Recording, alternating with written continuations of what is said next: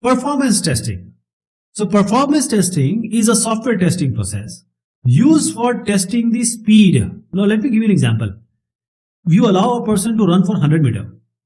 Then you say run again for more 100 meter, that is 200 meter, then 300 meter.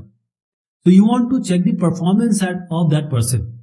So this performance testing is testing the speed, the response time, stability, reliability, scalability, and the resource usage of a software application under particular workload.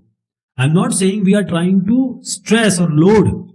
I'm just saying that at a particular workload, what will be the speed, response time? If 100 meter, we made someone to run, what is the speed?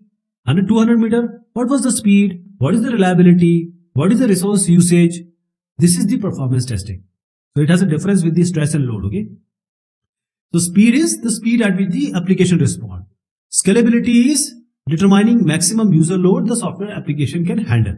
Stability is determining if the application is stable under different varying loads.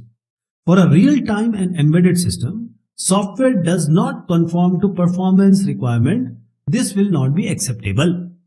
A real-time and embedded system has to be under certain performance requirement. We need to accept only, we will accept software only when it fulfills this performance testing. For example, 50 second, 100 meters someone is running. If it is running in 100 seconds, we will not be able to accept it.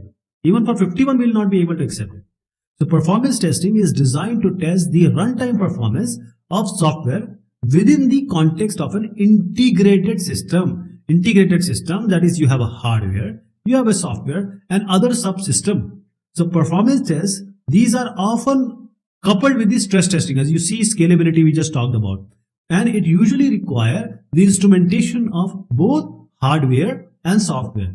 That is, we want to measure the resource utilization, for example, the processor cycle, in exact fashion. And this can be done because, as I said, we just want to see the performance. The external instrumentation, this can monitor the execution intervals, log events, for example, how many interrupts are there, and the sample machine states, how does the state change on a regular basis. By instrumenting a system, a tester can uncover situation for degradation and even the possible failure.